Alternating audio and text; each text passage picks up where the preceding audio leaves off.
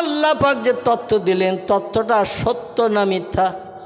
শুরুতে আল্লাহ বললেন কোনো শক বা সন্দেহ নেই, ভুল থাকা তো দূরে থাক। আল্লাহ বললেন পৃথিবীতে পূর্ব দিক দুটি, পশ্চিম দিক দুটি। তাহলে এখন কোরআন বিশ্বাস করব না আমাদের ধারাপাতে যেটা লেখা হয়েছে ওটা বিশ্বাস করব? কোরআন বিশ্বাস করব। আলহামদুলিল্লাহ। এখন কেমন বিশ্বাস করব? একটুখানি তথ্য আজকে রাত দেব না, অন্য হ্যাঁ আমি আসল দিকে যাই, এটা বলতে হবে। আহারে, মানে আপনারা একবার দুই এমিজে নেবেন যে সামনে আবার আসবেন, মসজিদের জলসা আছে, ও পাড়ায় জলপারে আছে, ওকে নিয়ে যেয়ে শুনবো, এটা তো কেউ একজন বললেন না।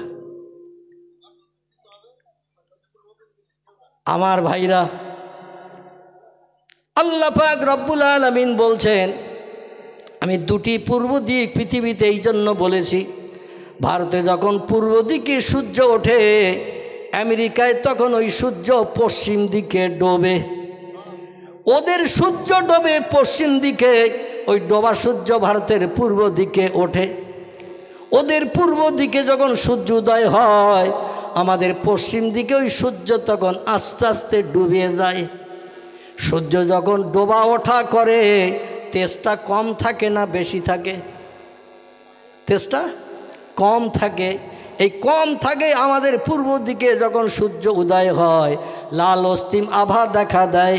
ওদের পশ্চিম দিকে যখন ডোবে, লাল অস্তিম আভা দেখা যায়, তখন সূর্যের তেজ বেশি থাকে না। আমরা দুই দেশে একই নিয়ম দেখতে পাই। জোরে বলুন একটু সুবহানাল্লাহ। আমাদের পূর্ব দিক, ওদের পশ্চিম দিক, ওদের পূর্ব দিক, আমাদের পশ্চিম দিক। তাহলে দুটি দুটি হলো না হয়নি? একটু রিসার্চ করুন, গবেষণা করুন, কোরআন নিয়ে চিন্তা ভাবনা করুন। শুধু শালু কাপড়ে পেঁচিয়ে আলমারির উপরে কিংবা সানসেটের কোণা রেখে দিয়েছি, আর মুরগি মাঝে মাঝে কটকট করলেই ছেলেরে বলি মিন্টু দেখ ডিম কটা পেড়িয়েছে। ঠিক না ভুল? সানসেটের কোণায় কোরআন শরীফ রাখা আছে। শবে বরাতের 2 দিন 5 দিন আগে কোরআনে হাত পড়বে, তাছাড়া কোরআনে আর হাত পড়বে না। অবশ্য আপনাদের এখানে মক্তব তৈরি হয়েছে, এলাকার মা বোনেরা প্রতিদিন সকাল সন্ধ্যা মনে হয় প্রতিদিন কোরআন খোলে, তালিম করে। কিন্তু 1 বছর পর শবে বরাতে খুললে দেখা যাবে মাকড়সার জালে অ্যাটেস্ট ভরা, কিংবা উই পোকা মনের আনন্দে কোরআনের গায়ে হাত না পড়ে। কাঠ এক জায়গায় রাখবেন অনেক দিন জমিনে, যদি ওতে হাত না দেন, নাড়াচাড়া না দেন, ওতে উই পোকা লাগে না? লাগে না? কাঠে কি বোঝা যাচ্ছে তো? কাঠ এক জায়গায় অনেক দিন রাখলে ওতে কিন্তু উই পোকা ধরে। অনেক দিন কোনো জিনিস এক জায়গায় রাখলে দেখবেন ওতে মাকড়সার জাল অ্যাটেস্ট হয়ে ঝুলকালিতে ভর্তি হয়ে যায়। আসলে কোরআনে আমরা হাত লাগাই না, কোরআন রিসার্চ করি না। একটু কোরআন, বাংলা কোরআন কিনুন, আব্দুল হাকিমের লেখা বাংলা কোরআন। কার লেখা? বাংলাদেশের আব্দুল হাকিম, ইনি লিপিবদ্ধ করেছেন বাংলায় কোরআন। আরবি ভাষা তেলাপকার পায়ের মতো ব্যাকা ব্যাকা, জিলবির পেছনে নাই 4 চশমা হের মতো সব জোড়া। ঠিক বলো না ভুল বলে? 4 চশমা হে, 4টে হে একসঙ্গে, জিলিপির পেজ যেমন জোড়া, 4 চশমা হে ওই রকম জোড়া। ঠিক কি না? তাই বলে কেউ কি জিলিপির পেজ? আমার ভাইরা, ও কি চশমার ফ্রেম? এই চশমা চোখে দিলে যেমন চশমাটার ভিতরে কারুকার্য করা রয়েছে, কানে গোজা, নাকে ধরা, চোখের উপরে কাঁচ লাগানো, কোরআনের অক্ষরগুলো ঠিক চশমার ফ্রেমের মতো অনেক আছে, আছে না? তাই বলে কি কোরআন চশমার ফ্রেম? না না না, কোরআন বলছে তুলিজুল লাইলা ফিন নাহার, আমি দিনের বেলা রাত করি, রাতের বেলা আমি আল্লাহ দিন করি। শুধু তাই না, যেটা কিয়ামত পর্যন্ত বিজ্ঞানীরা করতে পারবে না। ও পৃথিবীর মানুষ, আমার শক্তি ক্ষমতা কেমন তোমরা শোনো। অতুখিরজু মিনাল তুখিরজুল হাইয়া মিনাল মাইয়াতে, অতুখিরজুল মাইয়াতা মিনাল হাইয়ে। একটু চিল্লায়ে বলুন আল্লাহু আকবার, আর একটু জোরে বলুন আল্লাহু আকবার। শেষের যে 2টো অক্ষর পড়লাম, এতে কি বললেন আল্লাহ? বুঝতে পেরেছেন? শেষের যে 2টো অক্ষর বললাম, প্রথম 2টো বললাম রাতের পরে দিন করেন, দিনের পরে রাত করেন কে? আল্লাহ। অতুখরিজুল হাইয়া মিনাল মাইয়াতে অতুখরিজুল মাইয়াতে মিনাল হাইয়ে, এর অর্থটা কি বুঝতে পেরেছেন? বুঝতে পারেনি। তথ্যটা আমি দেই, তাহলে বুঝতে সুবিধা হবে। আপনাদের নিয়ে আমার গাড়িটা একটু সামনের দিকে নিয়ে যেতে সুবিধা হবে। গাড়ির যাত্রী আসেন তো নাকি? না অনেক সময় হয়ে গেছে মাজা কোমর ব্যথা করতেছে, কি আসেন তো? আমি এই তথ্যটা দিয়ে শেষ করব ইনশাল্লাহ। আগামীতে আবার সুযোগ হলে আল্লাহ হায়াতে বাঁচিয়ে রাখলে আবার অন্য তথ্যের দিকে আবার নিয়ে যাব। আপনাদের খারাপ লাগতেছে না তো? আল্লাহ দ্বিতীয় নম্বর তথ্যে বললেন, আমি মরারে জেন্দা করি এবং জেন্দারও এক মুহূর্তে বিনা রোগেও মারি। জোরে বলা যাবে না আল্লাহু আকবার? আল্লাহ বলছেন মরারে আমি জেন্দা করি এবং জেন্দারে বিনা রোগে বিনা ঔষধে কোন বললেই আমি মারি। একটা যুবক ছেলে 20-25 বছর বয়স, ডাক্তার দেখাতে গেছে। মাঝে মাঝে দেহের ভিতরে কি রোগ বেমারি আছে না আছে পরীক্ষা নিরীক্ষার জন্য অনেক অর্থশালী ব্যক্তি, উচ্চশিক্ষিত মানুষ, ওরা মাঝে মাঝে চেক আপ করে না, শরীরে কি রোগ বেমারি আছে না আছে অন্তত চেক আপ করি। প্রথমে ধরা পড়লে খরচ খরচা কম হবে, আমি রোগ থেকে মুক্তি পাবো। আর পরবর্তীতে যখন রোগ পূর্ণ অ্যাটাক করবে তখন আর চেক আপ করে ধরা পড়লে আর রোগ থেকে নিষ্কৃতির ব্যবস্থা পাওয়া যাবে না। এই জন্য অনেকে চেক আপ করে, চেক আপ করে দেখে। এখন যুবক ডাক্তারের কাছে গেছে, FRCS লন্ডন। কি কোথায় যাচ্ছেন? হ্যাঁ আচ্ছা, পেশাবে। এই সামনেতে উঠলে কিন্তু মিলাদ একেবারে সর্বনাশ হয়ে যায়। তবে ভাইয়ের কাজায় হাজাত পেশাবের দরকার হয়েছে, অবশ্যই উনি আসবেন। মানে সামনেতে উঠলে কিন্তু ছত্রভঙ্গ হয়ে যায়, মানে গোল হয়ে যায়, খেলা শেষ। যাই হোক আমার ভাইরা, আল্লাহ পাক রব্বুল আলামিন বলছেন, বান্দা তুমি FRCS লন্ডন ফেরত ডাক্তার, ফার্স্ট ডিভিশন ফার্স্ট, স্বর্ণপদক, গোল্ড মেডালিস্ট ডাক্তার দেখিয়েছো, বড় ডাক্তার আমেরিকা থেকে কলকাতায় আসে, ডাক্তার দেখিয়েছো, স্যার আমার যাতে রোগ বেমারি না ধরে, কি কোনো রোগের উপসর্গ আমার দেহে ধরেছে কি না একটু পরীক্ষা করার জন্য বডি চেক আপ করতে এসেছি। এর নাম হলো সিটি স্ক্যান। কি নাম বললাম? CT scan. একেবারে টোটাল বডির চেক আপ করা হয়।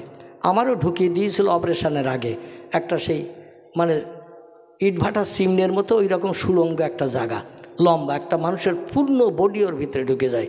আবার হাতে ইঞ্জেকশন ফুটিয়ে এর থেকে পাইপ লাগিয়ে ওদের মেশিনে লাগিয়ে রেখেছে, হাতে সুচ ফুটিয়ে।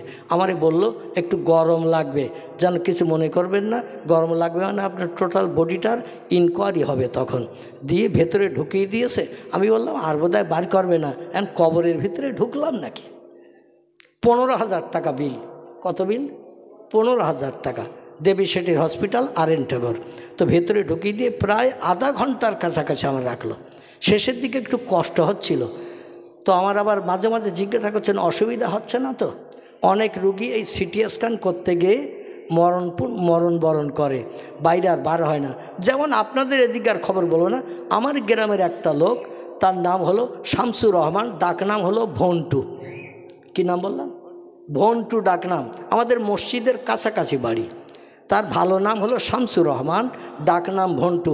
সিটি স্ক্যানে ওই ঘরের ভেতরে ঢুকিয়ে দিয়েছে, যখন বার করেছে বললো কাপড়ের কাপড় নিয়ে আয়, মানে অটোমেটিক সিটি স্ক্যান করতে যেয়ে কমপ্লিট। আল্লাহর অফরন্ত রহমত, প্রায় আধা ঘন্টার মতো রাখলো। আমি অধম আমার চেক আপ করে বলল যে অসুবিধা নেই, অপারেশান হবে। জোরে বলুন একটু সুবহান। আমার ভাইরা, ডাক্তার দেখালো, বডি চেক আপ করলো, বডিতে কোনো রোগ বেমারি নাই। শুনে লোকটা খুশি হবে না অখুশি? টোটাল বডি চেক আপ করা হয়েছে, বডিতে কোনো রোগ নাই, সুস্থ শরীর। 22 বছরের যুবক, 25 বছরের যুবক, সুস্থ অবস্থায় সিটি স্ক্যানের রিপোর্ট দেখে ডাক্তারের কাছ থেকে রিপোর্ট পেয়ে মানে সব নীল নীল নীল, কোনো রকম রোগ টোগ নাই। শুনে খুশি হয়ে বাড়ি আসছে। হঠাৎ করে রাস্তা একটু হোঁচট খেয়ে পড়ার মতো হয়েছে। আল্লাহ ডেকে বললেন, আজরাইল ওই পিছনের রাস্তা দিয়ে 4 রাস্তার মোড়ে আসছে, ওখানে সে বাস ধরবে। ওই বাস ধরার আগে ওর কমপ্লিট করিস। আল্লাহ যেমন সাদ্দাদের ঘোড়ার পিঠে আজরাইলের জান বার করতে বলেছিল, কারে? সাদ্দাদের। সাদ্দাদ বেহেশতে দেখতে আসে যে বেহেশতে খানার ভিতরে 9,999টি কামরা ছিল। কটা? 9,999টা কামরা ছিল বেহেশতের ভিতরে। ওই রকম সৌন্দর্যমণ্ডিত কারুকার্য ঘর, আর ওই ঘরের ভিতরে সুন্দরী যুবতী নারী ভরে দিয়েছে। দেশের মানুষকে বলল, তোমরা এই যুবতী, ষোড়শী যুবতী, 16 বছর 17 বছরের যুবতী নারী সব ঘরের ভিতরে 2-4টে করে ঢুকিয়ে দিয়েছে। একজন করে যুবক যাবে, তাদের নিয়ে আনন্দ ফুর্তি করবে, লাউ খাবে, কুমড়ো খাবে, বেগুন খাবে, সবজি খাবে, এক একদিন এক একটা স্ত্রী নিয়ে উপভোগ করবে। যদি আরও প্রয়োজন হয় তাও দেয়া হবে, শর্ত হলো আমার একটু খোদা বলে মানবে। আমি দুনিয়ায় ঘোষণা দিয়েছি, আনা রব্বুকুমুল আলা। কি বলেছে? আনা রব্বুকুমুল আলা। আমি মেজ খোদা, ছোট খোদা, সেজ খোদা নই। আমি হলাম সব খোদার উপরের বড় খোদা। আচ্ছা, আল্লাহ সহ্য করবে? সহ্য করবে? আল্লাহ বলে, আমি ছাড় দেই বান্দাদের, কিন্তু একেবারে ছেড়িয়ে দেয়নি। কথাটা বুঝতে পেরেছেন? বান্দারা কত বাড়াবি বাড়া, আমি ছাড় দিয়েছি, ঘুরিয়ে উড়িয়ে দিয়েছি। যত সুতো চাইবি দেব, উপরে উঠবি। তাই বলে যেন মনে করিস না আমার নামাতে পারবে না। লাটাই যার হাতে, সে বলে মাথায় উঠে হাওয়ার মাঝে মাথা নাড়া দিচ্ছ আর বলছো আমি আর নামবো না। ও ঘুড়ি, তোমার বুকের সঙ্গে আমার লাটাইয়ের সুতো জোড়া। যেই লাটাই পাক দেব, তুমি নিচে নামবে না উপরে থাকবে? কি করবে? নিচে নামতেই হবে, কারণ ঘুড়ির মাজার সঙ্গে সুতো দিয়ে লাটার সঙ্গে জোড়া। আল্লাহ বলছেন, যত বাড়াবে বাড়াও। ও বান্দা, আমি ছাড় দিয়েছি, যতবারে ওড়ো, যতবারে দূরে যাও, কিন্তু আমি একেবারে ঘুড়ির মতো, লাটাইয়ের মতো তোমারে ছেড়ে দেয়নি। আমি আল্লাহ যেই বলবো কুন, কি বলবে? যেই বলবো কুন ফায়াকুন, সঙ্গে সঙ্গে সেটা হয়ে যায়। এটাই হলো আমার পাওয়ার। আল্লাহ বলেন, আজ দাস দাসী লোকজন রাজপথে দাঁড়িয়ে বাদশারে স্যালুট দিচ্ছে। আর আমার ভাইরা 1000 বছরের মতো, কিছু কম বেশি 800 বছরের মতো সময় নিয়ে এমন করে 22,000 মিস্ত্রি এমন করে 1000 বছরের মতো খাটিয়ে 9,999টি ঘর বেশতেখানা এরিয়া করে জেলখানার মতো পাঁচিল দিয়ে ঘিরেছে। আর বলে, আমার একটু খোদা বলবে, এই জেলখানায় সারা জীবন খাওয়া দাওয়া সুখ শান্তি সব পাবে। তোমরা বলবে সব খোদার বড় খোদা আমাদের দেশের বাদশাহ ফেরাউন। অনেকে লাভে লোহা বয় না, বিনা লাভে অনেকে তুলোর বস্তা নিতে চায় না। ঠিক না ভুল? বিনা লাভে অনেকে তুলোর বস্তাও মাথায় নিতে চায় না, কিন্তু অনেকে লাভে লোহা বইতেও চায়। দেশের লোক বলল কাজকর্ম করতে হবে না, খাটতে হবে না, মজুরি খাটতে হবে না, ভালো মন্দ খাবার পাবো, সুন্দরী যুবতী নারী দিনে আনন্দ ফুর্তি করতে পারবো। একটা কথা বলতে হবে, সব খোদার বড় খোদা ফেরাউন। এ যুগের মানুষ ও দলে আছে না নাই? আমাদের জীবন ইতিহাস আলগা করে দেখুন, আমরা সব ওই দলের। এই যে স্টেজে চেয়ারে বসে আছি, আমিও ওই দলের। আচ্ছা, আমি যদি ওই দলের হই, তাহলে আপনাদের আর সন্দেহ আছে ওই দলের হইতে? সন্দেহ আছে? আহারে, আল্লাহর উপর ঈমান বিশ্বাস, আল্লাহর শক্তি ক্ষমতা আমরা মাঝে মাঝে একটু বিশ্বাস করি, পরবর্তীতে চিরজনমের মতো ভুলে চলে যাই। এই জন্য আমাদের ঈমান নিয়ে সংসার আছে। নবী বলছেন, ইসবেহুর রাজুল মুমিনান ওয়ায়ুমসি কাফিরান। আমার উম্মতেরা সকালবেলা আল্লাহর উপরে বিশ্বাস স্থাপন করে ঈমান আনবে। অয়ুমসি কাফেরান, সন্ধ্যাবেলা জবান দিয়ে এমন একটা কথা বলবে ও আর ঈমানদার মোমেন থাকবে না, কাফের হয়ে যাবে। অয়ুমসি মোমেনান, ভালো ভালো সদ উপদেশের মজলিসে বসবে, আলেম ওলামাদের ভালো ভালো উপদেশমূলক বক্তব্য শুনে ঈমান এনে কলেমা পড়বে, লা ইলাহা ইল্লাল্লাহ মুহাম্মাদুর রাসূলুল্লাহ। এ জলসায় পড়ানো হয় না, হয় না, হয় কি না? আল্লাহর নামে জপ জিকির করানো হয়, কলেমা পড়ে ঈমান আনবে সন্ধ্যার পরে। আবার রাতের বেলা ঘুম থেকে উঠে সকালবেলা যখন বাইরে বার হবে, ওইসবেহু কাফেরান, সকালবেলা ওই লোকটি কাফেরে বিবেচিত হবে। সাহাবীরা বলেন, ইয়া রাসূলুল্লাহ, সন্ধ্যার পরে ঈমান নিয়ে কলেমা পড়ে মুসলমান হলো, আর সকালবেলা ঘুম থেকে উঠে বেঈমান হয়ে গেল, কাফের হয়ে গেল, বিষয় বুঝলাম না, কিসে কাফের হলো? আল্লাহ নবী বলছেন, ওয়ায়াবু দীনাহু বিআরাদিম মিনাদ দুনিয়া, রাওয়াহু মুসলিম। জোরে বলুন একটু আল্লাহু আকবার। অসুবিধা হচ্ছে না তো? আল্লাহ নবী বললেন সকালবেলা ও বেঈমান এই জন্য হবে, ওয়ায়াবু দীনাহু, সকালবেলা ঘুম থেকে উঠে ধর্ম বিক্রি করে খাবে, দুনিয়ার সময় সম্পত্তি অর্থ সম্পদে লোভে পড়ে আল্লাহর উপরে ঈমান নস্যাৎ করে মানুষের কাছে যেয়ে বলবে, ও আমাদের গ্রামের প্রধান, আমাদের গ্রামের মেম্বার, আমার স্ত্রী কঠিন রোগে আক্রান্ত, এই বিপদে তুমি ছাড়া আমার আর কেউ নাই। আমরা যাই না, মেম্বারের কাছে যাই না, প্রধানের কাছে যাই না, এমএলএর কাছে যাই না। যদি কোনো বিপদে পড়ে দাবি করি, যদি বলে এখন আমার পক্ষে সম্ভব নয়, টাকা কি কুল গাছের পাতা, নাড়া দিলেই পড়বে আর তোমারে গুনে দেব। দেখি যে ভাব খারাপ, কিছু চাইলাম, কঠিন রোগে বিবাড়িতে বিপদে পড়েছি, আর বলছে আমার কাছে এখন কিচ্ছু নাই। তুমি যে টাকা চাচ্ছ আমার কাছে, আমার বাড়ি কি সামনে কুল গাছ আছে, নাড়া দেবো আর পাতা পড়বে, গুনে গুনে তোমারে দেব। স্ত্রীর অপারেশান করবে, ছেলের টিউমার অপারেশান করবে, ডাক্তার দেখাবে। যদি ফ্রির মাল 3 কেজি চাও, সামনের বুধবার দিনে এসো, সরকারি মাল আসলে দেওয়ার চিন্তা ভাবনা নেব। যে লোকটি গেছে সে যদি বলে ফ্রির মাল, জিয়ারের মাল, গম আর আটা নিয়ে কোনো লাভ হবে না, কমপক্ষে 10,000 20,000 টাকা আমার না দিলেই কঠিন অপারেশন হবে না। লোকটা বলল, আমি কোনো দিন মতি দিতে পারবো না। ওই বিপদে পড়ে পায়ে জড়িয়ে ধরে আমি আর আপনি বলি না, এই বিপদে গ্রামে আর কেউ নাই তুমি ছাড়া। আচ্ছা, আল্লাহ রে ও সময় নেওয়া হয়েছে না বাদ দেওয়া হয়েছে?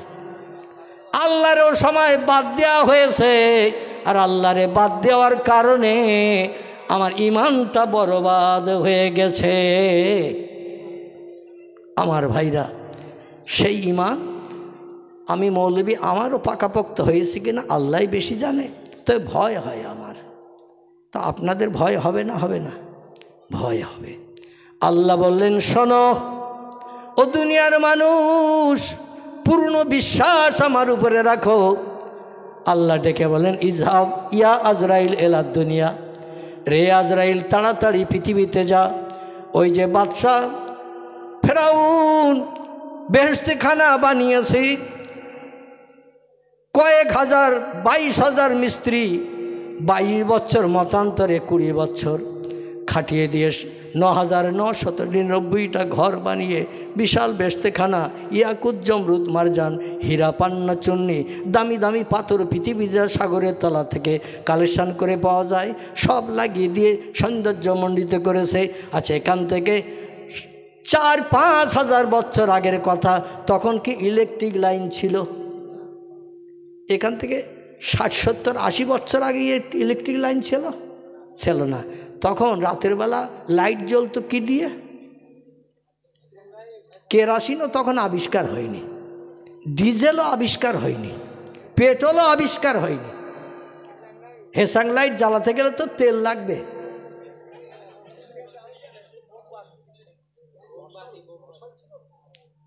আমার ভাইরা, আর বেহেশতের ভিতরে মোমবাতি জ্বালালে কি সৌন্দর্য শ্রীবৃদ্ধি হবে?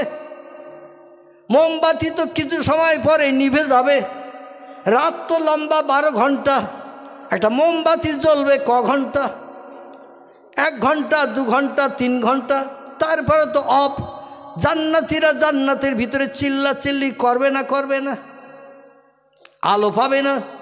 দামি দামি পাথর ওই বেহেশতের বিল্ডিংয়ের দেওয়ালে সব সেট করা হয়েছিল, যে পাথরের কাজ ছিল অন্ধকারে নেমে আসলেই আলোর মতো জল জল করে জ্বলতো। আমার ভাইরা, যদি বলেন হোয়াট ইজ দ্য ডকুমেন্ট, খুব বেশি দূর আপনাকে যেতে হবে না। এই ভারতবর্ষের দিল্লির আগ্রায় যদি যান, এখনও যে দেখতে পাবেন বাদশাহ শাহজাহান যে তাজমহল বানিয়েছিলেন, এই তাজমহলের দেওয়ালের গায়ে দামি দামি পাথর সেট করে দিয়েছিলেন। খোদার কসম, রাতের বেলা একটাও লাইট জ্বালানোর দরকার হতো না, মোমবাতি জ্বালাতে হতো না, তেল দিয়ে কোনো লাইট জ্বালানোর দরকার হতো না, টর্চ লাইটও তখন আবিষ্কার হয়নি। পাথরের কারণে সারা রাত লাইট জ্বলতো। সূর্য যখন কিরণ দিত, লাইট আস্তে আস্তে নিস্তেজ হয়ে যেত। এই রকম দামি পাথর বেহেশতের ভিতরে লাগিয়ে দেয়া হয়েছে। আর দিয়ে এবার উদ্বোধন করতে যাচ্ছেন বাদশাহ ফেরাউন। উদ্বোধন করে দেখে আসবে কাজকর্ম ঠিকঠাক হয়েছে কি না, তারপরে জান্নাতীদের জান্নাতে ঢুকিয়ে দেবে, যারা তারে খোদা বলে মানবে। আল্লাহ বলে, ইযহাব ইয়া ইজরিল এলা ফেরাউন, চলে যাও ফেরাউনের সামনে, ও খবরদার যেন দরওয়ার টপকিয়ে ভিতরে না ঢোকে। লোকজন স্যালুট দিচ্ছে, খোশামদিদ স্বাগতম জানাচ্ছে। আজকের আপনার শুভ দিন, আনন্দের দিন। কোটি কোটি টাকা খরচ করে 22 বছর ধরে 22,000 মিস্ত্রি খাটিয়ে আপনি এই বেহেশতে খানা বানিয়েছেন দেশের জনগণকে সুখভোগ করানোর জন্য। দেখে আসবেন, আজকের আপনাকে স্বাগতম, ওয়েলকাম, খোশামদিদ জানালাম। আনন্দে চলে যাচ্ছেন বাদশাহ ফেরাউন। আর যেই দরজার সামনে গেছে, দেখে একটা লোক দরজা আটকিয়ে দাঁড়িয়ে রয়েছে। আমার ভাইরা, ফেরাউন ছিল বাদশাহ, লোকটির নাম ছিল সাদ্দাত, নাকি সাদ্দাত। এই বাদশাহ বানিয়ে জান্নাতের ভিতরে যখন ঢুকতে যাচ্ছেন, ওই সময় সামনে দাঁড়িয়ে থাকলো একজন। ফেরাউন যেমন খোদাদ্রোহী, সাদ্দাতও তেমন খোদাদ্রোহী, নমরুদও তেমন খোদাদ্রোহী, কারুনও তেমন খোদাদ্রোহী, বাদশাহ বক্তে নাসারও তেমন খোদাদ্রোহী। এরা ছিল সব দুনিয়ায় খোদা দাবিকারী। চিল্লাই বলুন একটু নাউজুবিল্লাহ। দেখে দরজার সামনে একটা লোক দরজা অ্যাটাক করে দাঁড়িয়ে রয়েছে। বলে, আজকের আনন্দের দিন, আমার তৈরি করা জান্নাত উদ্বোধন করব, আর রাস্তা অ্যাটাক করে কে দাঁড়িয়ে আছিস?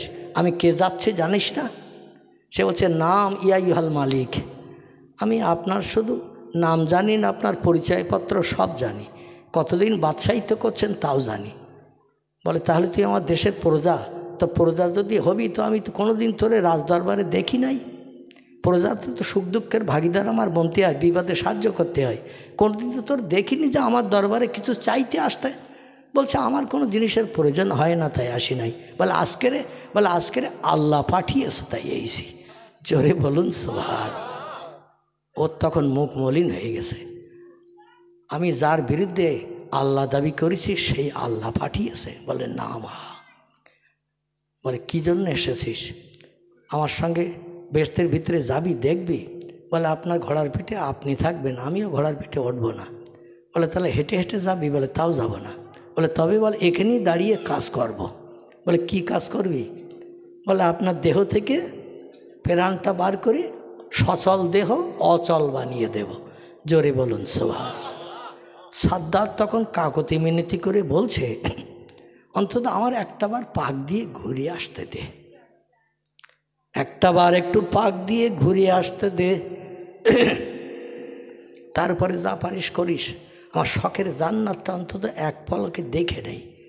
আজরাইল বলল, ফালা ইয়াস্তাখিরুনা সাআতাও ওয়ালা ইয়াস্তাকদিমুন। আমার কাজ হলো, যখন যে মুহূর্তে যে সেকেন্ডে আল্লাহ প্রাণ নাশ করার দায়িত্ব দেয়, 1 সেকেন্ড আগেও করি না, 1 সেকেন্ড পরও করি না।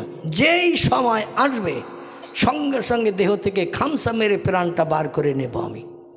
বলল, তবে রে, আমার দেশ, আমার বাদশা, আমার মালিকানা চলছে, আর একটু ভিতরে ঢুকে এক পলকে দেখে আসবো, তাও সময় দিবি না? ঘোড়ার পাশায় বাড়ি লেগেছে, ওরে ধাক্কা মেরে ফেলে ভিতরে ঢোক। আচ্ছা, ঘোড়ার বাবার ক্ষমতা আছে? দাঁড়িয়ে আছে কে?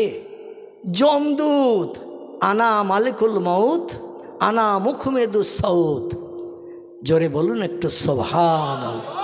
আমি হলাম মৃত্যুর যমদূত, হরিষে বিষাদনয়নকারী, বিবি বাচ্চাকে বিধবা এতিম করি আমি। যেই তারে ধাক্কা মেরে ফেলে দিতে গেল, সঙ্গে সঙ্গে বুকে হাত চাপিয়ে দিল, আর ঘোড়ার পিঠেই বসে থাকা অবস্থায় দেহ থেকে প্রাণটা বেরিয়ে গেল। লোকজন দাঁড়িয়ে দেখছে, বাদশার দরজার মুখে যেয়ে থমকে দাঁড়িয়ে গেছে। ঘোড়াকেও বলল, ঘোড়া দাঁড়িয়ে থাক, তোরও দেহ থেকে প্রাণ বার করে নিচ্ছি, যেখানে আছিস ওইখানে থাক। আচ্ছা, যদি দেহ থেকে প্রাণ বার করে নেয়, যে অবস্থায় বার করে নেবে ওই অবস্থায় থাকবে না? থাকবে না। দেখবেন অনেকের পা গটিয়ে থাকে, পা লম্বা হয় না, মরণ হয়ে গেলে ওই অবস্থায় থাকে না? থাকে না। অনেক টানাটানি করলেও পা সোজা হয় না, ঠিক কি না? মানুষ আধ ঘন্টা গেল, 45 মিনিট গেল, 1 ঘন্টা গেল, বলে দরজার মুখে দাঁড়িয়ে দেখতেছে শুধু খোদা, এত কি সৌন্দর্য দেখতেছে, ভিতরে গেলি তো পাগল হয়ে যাবে। দরজার মুখে দাঁড়িয়ে দেখে উনি আর ভেতরে যাচ্ছেন না, ব্যাপার কি? এ বলে তুই যা, ও বলে তুই যা, কিন্তু বিড়ালের গলায় ঘন্টা বাঁধে কে? বাদশা যাচ্ছে উদ্বোধন করতে, আর আমরা যাব বাদশার কাছে, না জানি আবার বাদশা রেগে আমাদের প্রাণনাশ করে কি না, জল্লাদ দিয়ে তার ঠিক ঠিকানা কি। দীর্ঘ সময় মানুষ দাঁড়িয়ে থেকে যখন ধৈর্য আর ধরল না, বলে মরি মরবো বাঁচি বাঁচবো, একবার কাছের কাছে চল। কাছের কাছে ডাক দে, ইয়া আইয়ুহাল মালিক, ইয়া রব, নাউজুবিল্লাহ, হে আমাদের প্রভু, হে আমাদের খোদা, হে দেশের বাদশাহ, দরজার মুখে দাঁড়িয়ে এত সময় কি দেখছেন? ভিতরে যান, দেখি আসেন, কারুকার্য আরও কত সুন্দর সৌন্দর্যমণ্ডিত আছে। বাদশার কথা বলে না, গায়ে হাত দিয়ে নাড়া দিচ্ছে, তাও নড়ে না। ঘোড়ার লেজ ধরে মড়া দেয়, ঘোড়াও নড়ে না। পরীক্ষা নিরীক্ষা করে দেখা গেল ডেথ। কি হয়েছে? মরণ হয়ে গেছে। ঘোড়ারও মরণ, সাদ্দাদের মরণ। আল্লাহ ডেকে বলেন, আমি ছাড় দেই, কিন্তু একেবারে ছেড়ে দেই না। আরে সেই আল্লাহ পাক রব্বুল আলামিন বলছেন, আমি মরারে জেন্দা করি, জেন্দারে মারি। আচ্ছা, এটা সত্য না মিথ্যা বলেছে আল্লাহ? আল্লাহ এটা সত্য বলেছেন। আর যদি বলেন হুজুর তার ডকুমেন্ট কি, তাহলে আসুন একটুখানি এখান থেকে আপনাদের নিয়ে যাব সৌদি আরবের পাশাপাশি একটি দেশ, যে দেশে 6 বছর আলী রাদিয়াল্লাহু আনহু রাজিত্ব পরিচালনা করেছিলেন।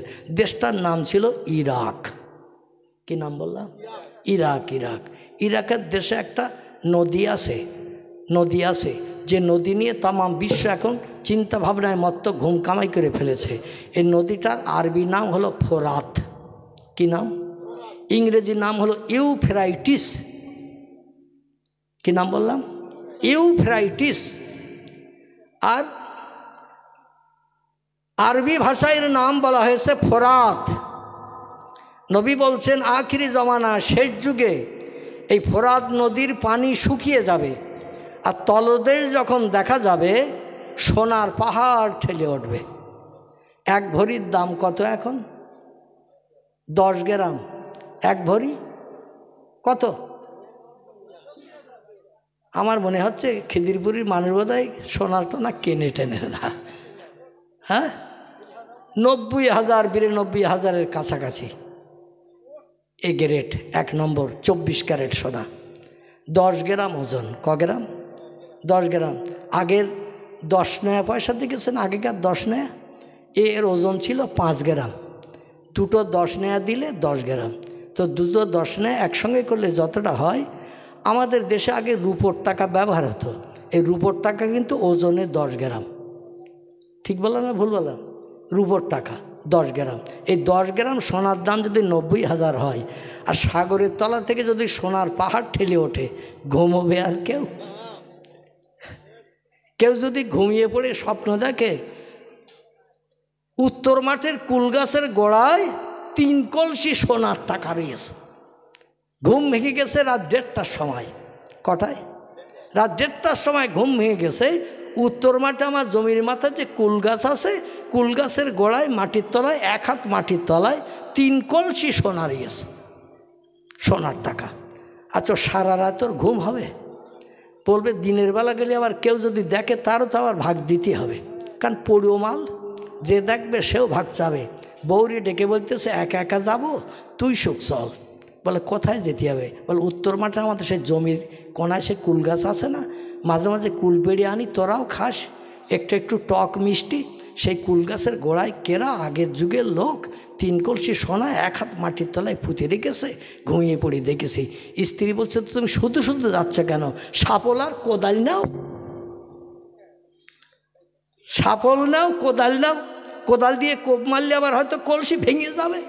সাপল দিয়ে সাইডে আস্তে আস্তে খুঁড়তে হবে, খুঁড়ে কলসি সমেত দোষ করি নে। তুমি একটা নেবে মাথায়, একটা নেবে কাঁধে, আমিও একটা নেব কাঁকে, একটা নেব এ কাকে, 2 কাকে নিয়ে 4 কলসি নিয়ে বাড়ি আসবো। স্বামী স্ত্রী দুজন গেছে, 1 হাত মাটির তলায় স্বপ্ন দেখেছে, খুঁড়িয়েছে 11 হাত। কত? খুঁড়তে খুঁড়তে 11 হাত খুঁড়িয়েছে। এখনও খুঁড়িয়ে গেলেও খোঁড়া যাবে, কিন্তু কলসির আর নাম নিশানা নাই। স্ত্রী বলছে কি স্বপ্ন দেখেছো তুমি? আর আমার এই নে তুমি খাটালে, তুমি নিলে কোদাল, আমি নিলাম সাপল, তারপর মাঝে মাঝে তুমি খুঁড়তেছো, মাটি তুলতেছি আমি, খুঁড়তে খুঁড়তে 11 হাত খোঁড়া হয়ে গেল, এখনও পাওয়া গেল না। যদি অন্তত সোনার টাকা না হয়, অন্তত কড়িও যদি পাওয়া যেত, কড়ি, তাও অন্তত বুঝতাম যে তোমার স্বপ্নটা ঠিক, সোনার টাকা না কড়ি রয়েছে কলসির ভিতরে, তাও পাওয়া গেল না। এখন সোনার পাহাড় যদি ঠেলে ওঠে ফোরাত নদীতে, মানুষ পাগল হবে না? হবে না, পাগল হয়ে যাবে। আল্লাহর নবী সাল্লাল্লাহু আলাইহি ওয়াসাল্লাম বলছেন, ওই সোনা নেওয়ার জন্য মানুষ পাগল হয়ে যাবে। মানুষ মানুষের হাত থেকে সোনা আত্মসাতের জন্য মারামারি করতে শুরু করবে। 1000 মানুষের ভিতরে মারামারি করে 9999 জন মারা যাবে, 1 জন বেঁচে থাকবে। এইভাবে বিভিন্ন দেশের মানুষেরা সোনা কালেকশন করতে এসে শুধু মৃত্যু আর মৃত্যুর রোল চলতে শুরু করবে। ও দুনিয়ার মানুষ, এই ফোরাত নদীর কিনারায় আল্লাহর একজন প্রেমিক বান্দা, নাম তার হযরত শাহ শিবলি রাহমাতুল্লাহ আলাইহি। কি নাম বললাম? শাহ শিবলি রাহমাতুল্লাহ আলাইহি বিশ্ব নবীর জীবনী গ্রন্থ লিখেছেন তিনি, নাম তার সিরাতুন নবী। কি নাম বললাম? আল্লাহর নবীর জীবনী গ্রন্থ, নবীজির জন্ম থেকে নেই মৃত্যু, বিশ্ব নবীর জীবন ইতিহাস লিপিবদ্ধ করে বিশ্ববাসীর কাছে সুপরিচিত হয়েছেন এই লোকটি। এনার নাম হযরত শাহ শিবলি রাহমাতুল্লাহ আলাইহি। ইনি ছিলেন কোরআনের একজন পূর্ণ হাফেজ। কি ছিল? কোরআনের হাফেজ। আমার ভাই ইরাকের দেশের জমিনে আল্লাহর একজন মহান আল্লাহওয়ালা, আল্লাহ প্রেমিক খোদাভক্ত মানুষ ছিলেন। তার নাম ছিল শাহ সরি শক্তি রাহমাতুল্লাহ আলাইহি। এনার কাছ থেকে কোরআনের দার্স নিয়ে, কোরআনের তালিম নিয়ে, কোরআন শরীফ শিক্ষা করে এবার তিনি বাড়ি ফিরে আসছেন মাথায় পাগড়ি দিয়ে। ছাত্ররা যখন কোরআন হেফজ হয়ে যায়, দেখবেন বাৎসরিক জলসা হয় মাদ্রাসায়, যে কটা ছেলে কোরআনের পূর্ণ দার্স নিয়ে হেফজ হয়েছে, দাওরা দিয়ে কমপ্লিট করেছে, ওই ছেলেটার মাথায় পাগড়ি পরিয়ে দিয়ে বাড়ি পাঠানো হয় না? হয় না? কোনো সার্টিফিকেট দেয়া হয় না, কোনো রেজাল্ট দেয়া হয় না হাফেজদের জন্য। ঠিক বললাম না ভুল বললাম? স্কুলে পড়াশুনো করলে বছরের পর বছর, বছরের শেষে পরীক্ষা হয়, পরীক্ষার খাতা থেকে রেজাল্টের সার্টিফিকেট দেওয়া হয়। কিন্তু কোরআনের পূর্ণ হাফেজ হয়েছে, এই জন্য এর কোনো পরীক্ষা নেওয়ার দরকার নাই, পরীক্ষা সামনাসামনি দৈনন্দিন। আর আমাদের স্কুলে যখন পরীক্ষা হয়, দেখবেন বইয়ের পৃষ্ঠা ছিঁড়ে জুতোর ভিতরে ঢুকিয়ে নিয়ে ছেলেরা পরীক্ষা দিতে যায়। ঠিক বললাম না ভুল বললাম? পকেটের ভিতরে বইয়ের পৃষ্ঠা ছিঁড়ে ছোট্ট কাগজ করে মুড়িয়ে নিয়ে পকেটের ভিতরে করে, কোমরের এমন করে ঘুনশিতে গুজে, এমন করে পায়জামার দড়ির ভিতরে গুজে নিয়ে যায়। যদি প্রশ্নটা ঠিক পড়ে যায়, যেটা কোমরে এনেছে ওটা বার করবে না? করবে না? জুতোর তলায় যেটা আছে ওটা যদি পড়ে যায়, পা দিয়ে দবিয়ে চলে গেছে স্কুল পর্যন্ত। কারণ স্কুলে যে ঢোকাতে গেলেই তো মাস্টার দেখতে পাবে, এই পাততলায় কি ঢুকাচ্ছিস, বার কর। আবার অনেক সময় মোজার ভিতরে ঢুকিয়ে নিয়ে যায়, প্রয়োজনে একটু চুলকানোর মনোভাব নিয়ে। কত রকম প্র্যাকটিস আছে মোজার একটু চুলকানোর চিন্তা ভাবনা নিয়ে। মশায় কামড়িয়েছে, চিন্তা করতে করতে মজা সরিয়ে দিয়ে কাগজটা বার করে ও পরীক্ষার খাতায় লিখে দেয় ফার্স্ট ক্লাস ফার্স্ট।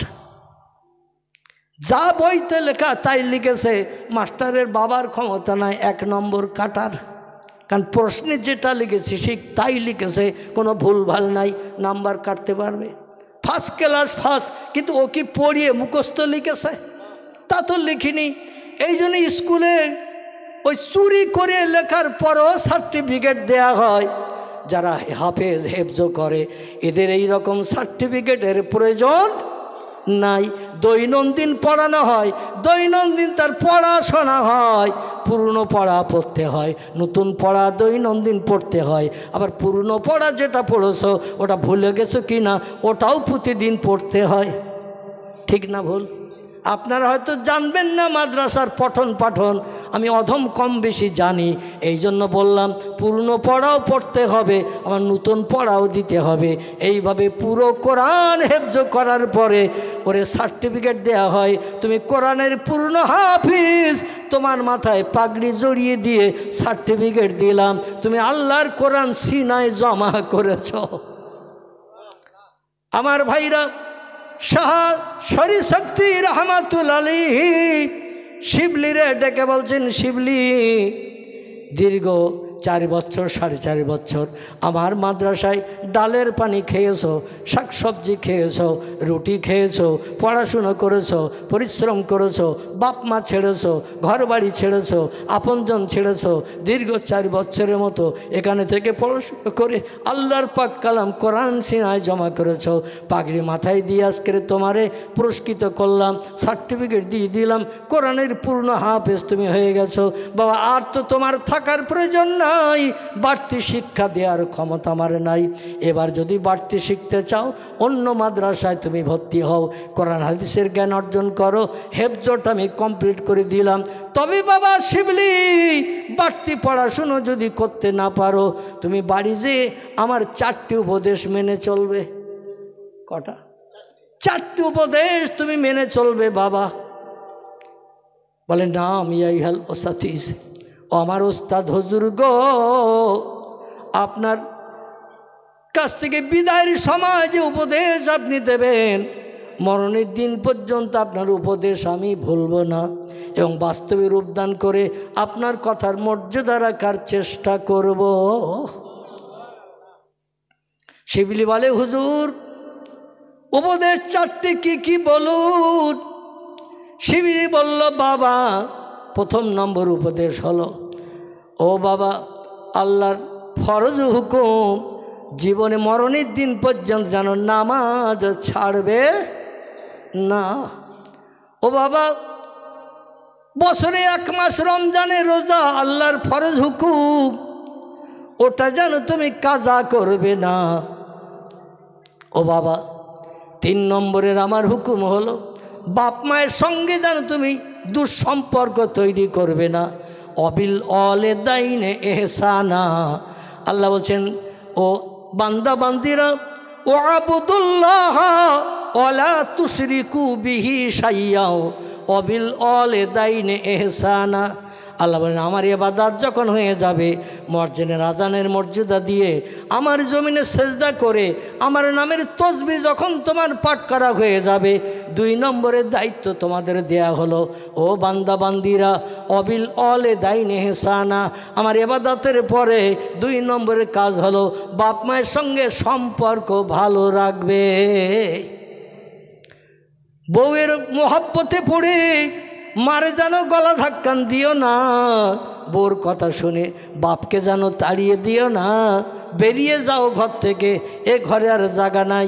অবশ্য খিদিরপুরে কোনো ছেলে এমন কাজ করে না, যা করে আমাদের দিঘির পাড়ের ওখানে। ওদের নামে বললে আর মার খাওয়ার ভয় নেই, কারণ এই রাতের বেলা ওরা এসে আর মারবে না। তো এখানে ও কথা বললে বিপদের আশঙ্কা আছে না নাই? কত ছেলে বাপেরে খেতে দেয় না, মারি খেতে দেয় না, স্ত্রীকে খুশি করার জন্য মাঝে মাঝে বাপ মারে ঘরে রেখে নতুন জায়গায় যাবা নতুন করে বসবাস শুরু করে। বাপ মা বেঁচে আছে কি মারা গেল একটাবার খোঁজও পর্যন্ত নেয় না। চিল্লায়ে বলুন একটু নাউজুবিল্লাহ। আল্লাহ নবী বলেন হুমা জান্নাতুকা ও হুমা নারুকা, ও দুনিয়ার ছেলেরা মেয়েরা তোমার বাপ মা হলো তোমার জন্য জান্নাত এবং তোমার বাপ মা হলো তোমার জন্য জাহান্নাম। ইল্লা উফেন, আল্লাহ কোরআনে বলছেন তোমার আচার ব্যবহারে কথাবার্তায় তোমার বাপ তোমার মা একটাবার যদি আহ এই রকম শব্দ যদি উচ্চারণ করে আর তুমি ছেলে বাপের পায়ে হাত দিয়ে ক্ষমা যদি চেয়ে না নাও, তার হৃদয়ে কষ্ট লেগেছে, বুকের ভিতরে কষ্ট লেগেছে, আহা শব্দ উচ্চারণ করেছে, হাই নিঃশ্বাস কেটেছে, তোমার সামনে হাই নিঃশ্বাস কেটেছে, তুমি দেখতে পেয়েছো, মায়ের পায়ে হাত দিলে না, বাবার পায়ে হাত দিলে না, ক্ষমা চাইলে না, তুমি যত নামাজ পড়ো, যত রোজা রাখো, যতবার হজ করো, যত দান সাদকা করো, তোমার ঠিকানা হবে জাহান্নাম। কি ঠিকানা হবে? নামাজ কালাম তসবি তালিল হজ জাকাত কিছুই কাজে আসবে না। তাহলে আমরা সেই বাপ মা যখন এত দামি জিনিস তাদের সঙ্গে সুসম্পর্ক রাখতে পেরেছি তো? বোন নামে কথা বলো না, এমন মেজাজ মাঝে মাঝে করি না। আমি কিডনি রোগী, তবু আমার আওয়াজটা বোধহয় একটু চড়া হয়ে গেছে নাকি? এত জোরে আওয়াজ দেওয়া ডাক্তারের নিষেধ, কিন্তু আপনাদের মগজ ধোলাই করতে যে আওয়াজ চড়াও দিতে হয়েছে। আমার ছেলেরা তো জোরে কথা বলতে দিত না সেলাই কেটে যাওয়ার ভয়ে, তো আল্লাহর অফন্ত রহমত এখন জুড়ে গেছে সব। আপাতত এখন আর সেলাইয়ের দাগ নিচের দিকে আছে কিছুটা, উপরের দিকে প্রায় সমান হয়ে গেছে। এখন আর চিল্লানা আওয়াজ দিলেও ছাড়ানোর ভয় নেই। মাঝে মাঝে ছেলেরা বাপের উপরে হুমকি দেয়, মায়ের উপরে হুমকি দেয়। আল্লাহ বললেন আমার ইবাদতের পর দুনিয়ার আর কোনো কাজ নয়, দুনিয়ায় তোমাদের 2 নম্বরের কাজ হলো অবিল অলে দাইনে এহসানা, বাপ মায়ের সঙ্গে এহসান করবে, নরম ভাষায় কথা বলবে, ভালো সম্পর্ক রাখবে। বউ অখুশি হয় হোক, দেখবেন 8 আনা ওজনের হাফ ভরি ওজনের গলার হার এনে দিলে ওর রাগ পানি হয়ে যাবে। এ ঠিক বললাম না ভুল বললাম? এ খারাপ লাগতেছে? তাহলে দোয়া করে দেবো, বলো। খারাপ লাগতেছে না তো? আমার ভাইরা, নিম ফল কিন্তু একটু তিতো লাগবে। কি ঠিক বললাম না ভুল বললাম? নিম ফল একটু তিতো লাগবে, তবে তিতো খেলে আবার সুগার রোগীর উপকার হয়। ডায়াবেটিস রোগী, সুগার রোগী একটু তিতো উঠছে, তিতো খেলে একটু সুগার কন্ট্রোলে থাকে, মেন্টালিটি থাকে। এই জন্য একটু তিতো মাঝে মাঝে খাওয়ার দরকার আছে না নাই? ডাক্তারি নিয়েও আছে, সকালবেলা উঠে খালি পেটে একটু তিতো খাও। এই জন্য আমার কথাগুলো তিতো লাগতে পারে, তবে যেদিন কবরে যাবেন তিতো, সেদিন রসগোল্লা লেডিকেনির থেকেও মিষ্টি লাগবে। জোরে বলুন আমিন। এ কথাটা ভুল বললাম?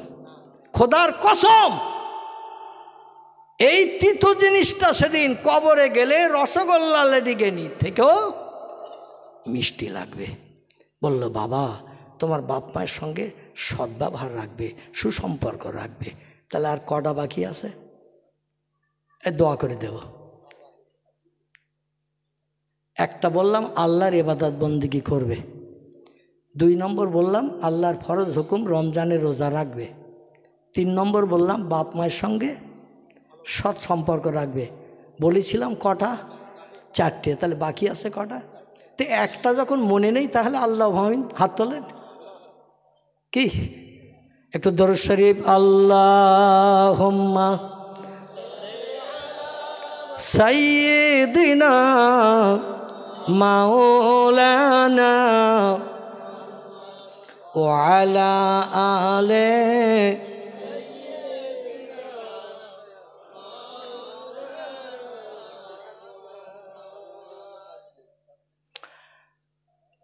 অভয়ে বাণী দিল তারা, অভয়ে বাণী দিল তারা, ও আমিনা বিবি,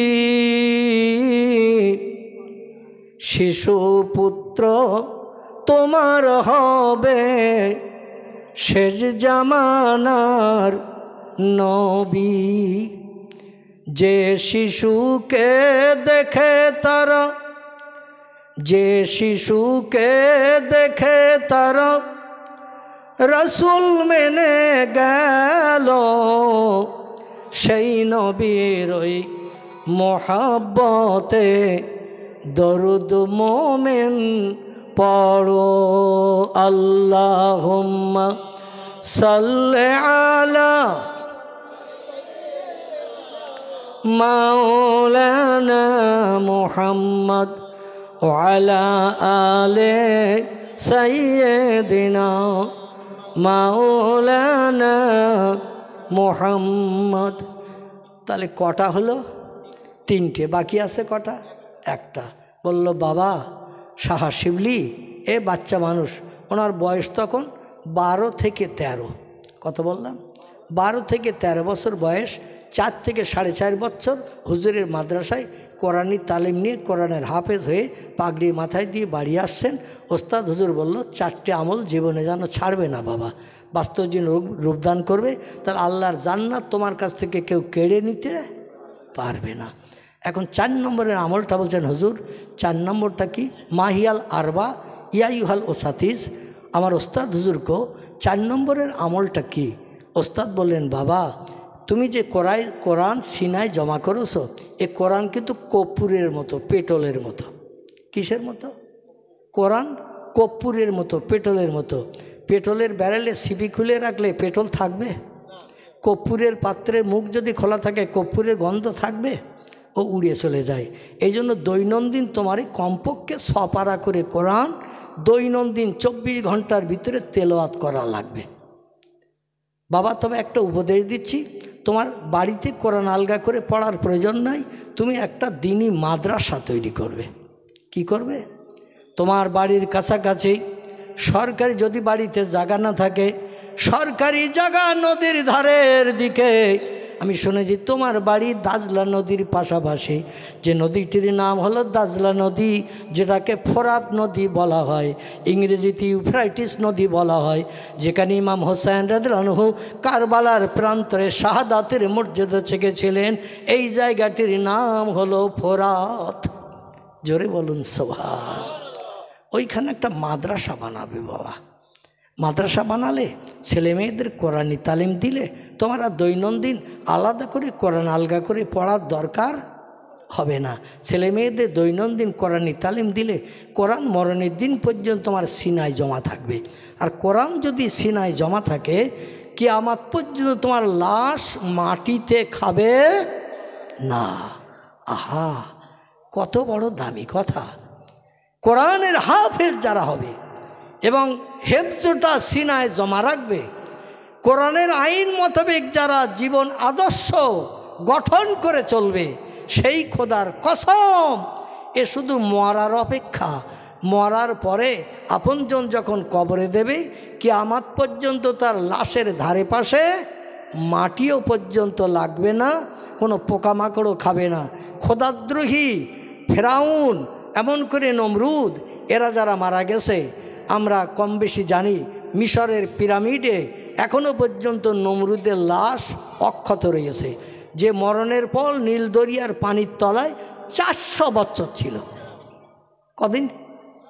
400 বছর ছিল ফেরাউন নীল দরিয়ায় হাবুডুবু খেয়ে মরণের পর 400 বছর ছিল। আল্লাহ দরিয়া শুকিয়ে দিলেন 400 বছর পর। আল্লাহ পারে না? পারে না। আচ্ছা, আমি আপনি যদি সাগর শুকাতে যাই, মেশিন যদি 2-5 হাজার লাগাই, শ্যালো মেশিন বা ডিপ টয়েল মেশিন, মোটা নল দিয়ে পানি বের হয়, তো এই পাইপ যদি লাগিয়ে মেশিন দিয়ে যদি পানি সেচি, সাগর শুকোবে? অন্য সাগরের সঙ্গে আর এক সাগরের যোগ আছে কি না? শুধু পানি টানবেন আর হু হু করে ওদিক থেকে পানি আসবে না? আসবে না। হয় বাদ দিতে হবে, বাদ দিয়ে পানি সেচতে হবে। তো সাগরের মাঝখানে বাদ দেওয়ার সুযোগ আছে কারো? বাদ দেওয়ার সুযোগ থাকলেই তো দ্বীপকেও বানাতে পারত, অল্প জায়গায় তো দ্বীপ বানাতে পারত।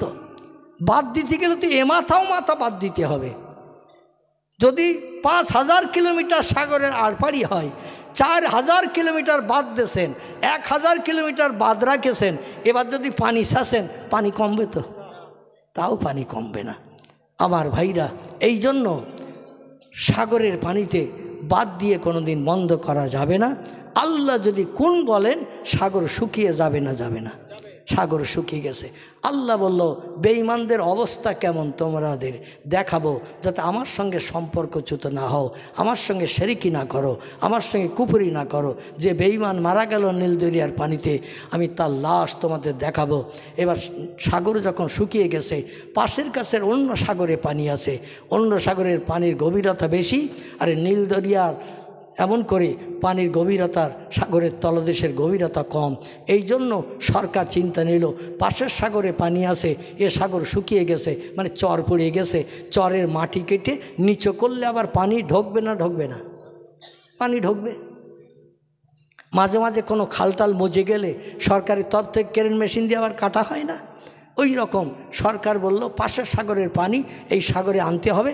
অন্যথা দুই পাশে যত হাজার হাজার হেক্টর জমি আছে, এ জমির চাষবাস সব বন্ধ হয়ে যাবে। চাষবাস বন্ধ হয়ে গেলে দেশের লোকের অভাব দেখা দেবে, অর্থ টানাটানি হবে। এই জন্য নদীর তলার পলি কাঠ। আমার ভাইরা, নীল দরিয়ার তলার পলি কাটতে শুরু করলো, সাগর মজে গেছে। তাই পলি কাটতে কাটতে দেখা গেল সাগরের পলির তলায় ফেরাউনের লাশ অক্ষত।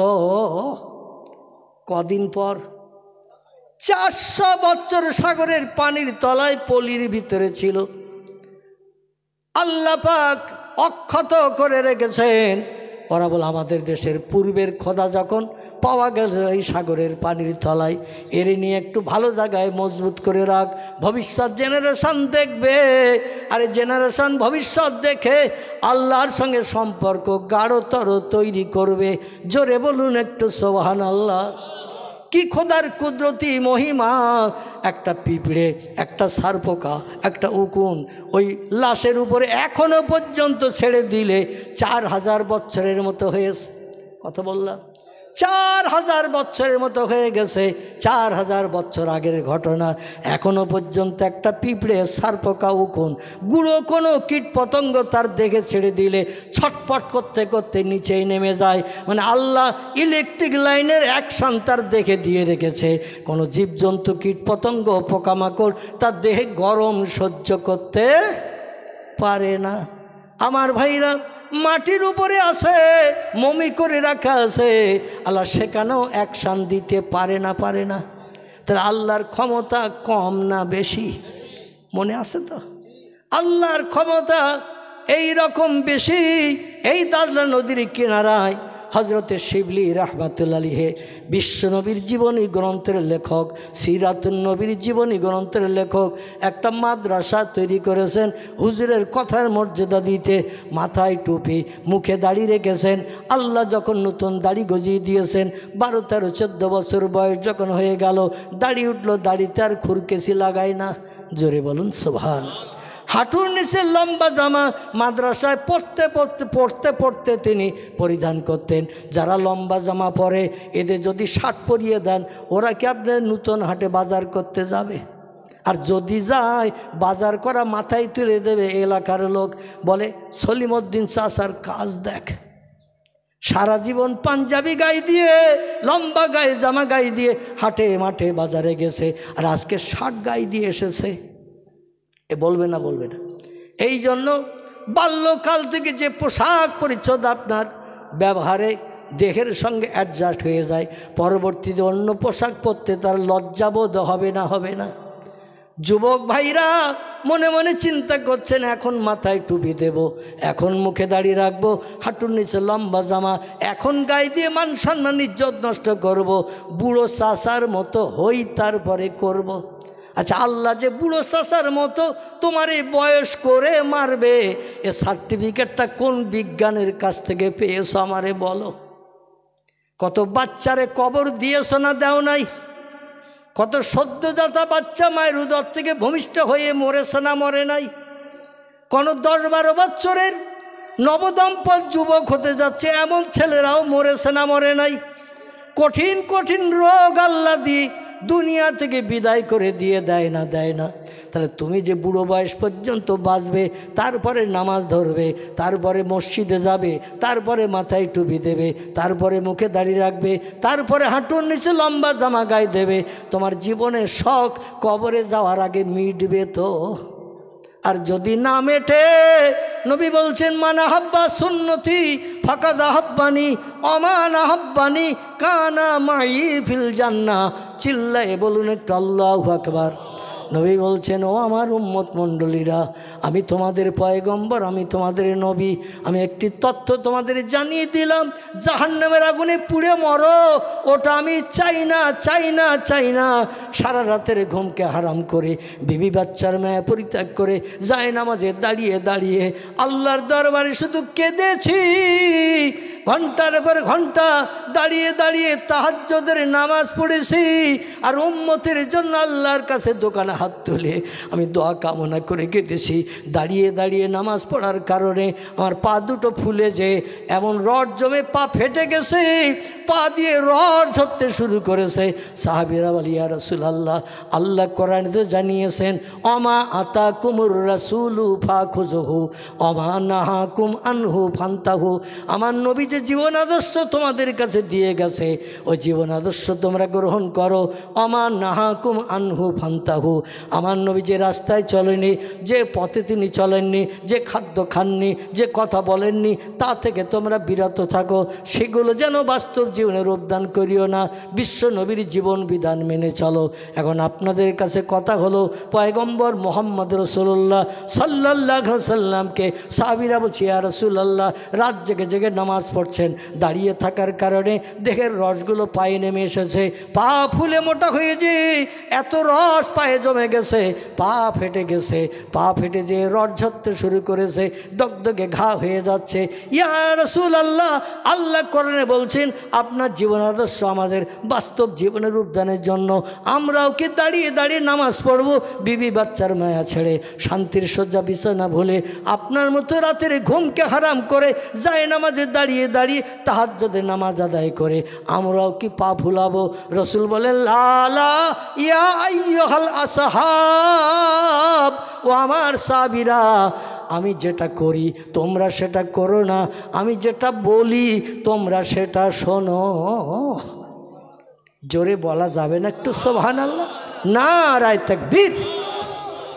আমার ভাইরা, আমাদের দেশের কিছু মানুষ বলে, আলেম ওলামা মৌলবীরা বলে আমরা যেটা করি তোমরা সেটা করো না, আমরা যেটা বলি তোমরা ওটা শোনো। এই কথাটা বলে না? বলে না? কিছু মানুষ বলে, তারা বলে হুজুররা বলে আমরা যেটা করি তোমরা সেটা করো না, আমরা যেটা বলি তোমরা সেটা শোনো।